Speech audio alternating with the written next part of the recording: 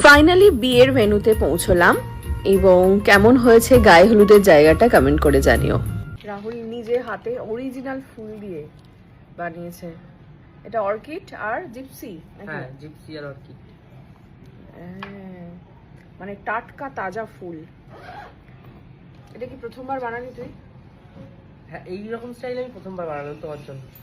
জানতাম না আমি কিভাবে বানাই, এবার ট্রাই করেছি, দেখেছি হয়ে গেছে। তুই কি এক্সাইটেড ওভারঅল লুকটা দেখার জন্য? ভীষণ এক্সাইটেড। এই বিউটি কি করছো নাকি? বিউটি ভাবছি যে কি করা যায় এরপরে। আচ্ছা, টিপটা চেঞ্জ করে নিচ্ছি। আমাদের বৃদ্ধি লুক থেকে এখন হচ্ছে গায়ে হলুদের লুকে আমরা ট্রান্সফর্ম করছি।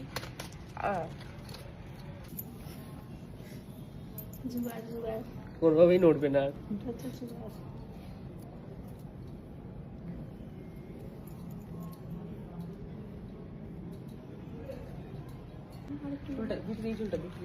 ওয়াও, অরিজিনাল ফ্লাওয়ারের একটা। ফাইনালি দেখো লুকটা রেডি হয়ে গেছে, একদম অরিজিনাল ফুল দিয়ে কিন্তু এটা করা। আর এরপর একটু আমরা আউটডোর শুট করে নিচ্ছিলাম গায়ে হলুদের লুকটা।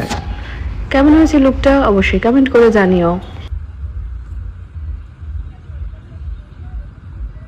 এরপরে আমরা কাপল শুট করে নিচ্ছিলাম একটা বাইরে, এবং তারপর আমরা ভেন্যুটাতে ঢুকে গেলাম। ভেন্যুটার মধ্যে কিভাবে সাজানো হয়েছে একটু দেখো। এটা অ্যাকচুয়ালি আমরা যে ফ্ল্যাটে থাকি সেই ফ্ল্যাটের যে কমিউনিটি হলটা আছে তার মধ্যেই পুরো এই ডেকোরেশনটা করা হয়েছে।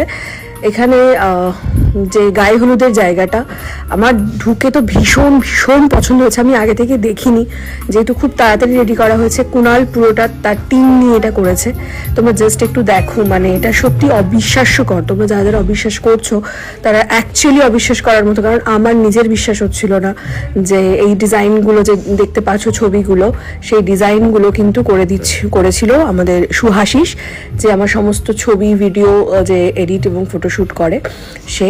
এবং তারপর কুনাল এটাকে এইভাবে যেরকমটা আমি চেয়েছিলাম ঠিক সেরকমটাই প্রেজেন্ট করেছে। একটু বলো তো কিরকম হয়েছে জায়গাটা? আমার তো ভেবেই খারাপ লাগছিল যে জায়গাটা পরে ভেঙে দেওয়া হবে। আমার খুব ইচ্ছা আছে এই জায়গাটাকে সুন্দর করে একটা মিনিয়েচার করার।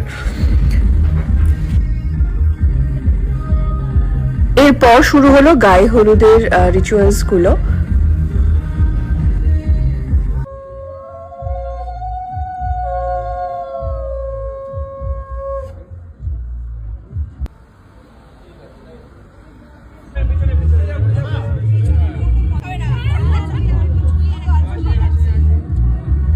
এরপরে আমার শ্বশুরবাড়ির সকলে ফার্স্ট আমাকে হলুদ মাখাতে শুরু করে দিল।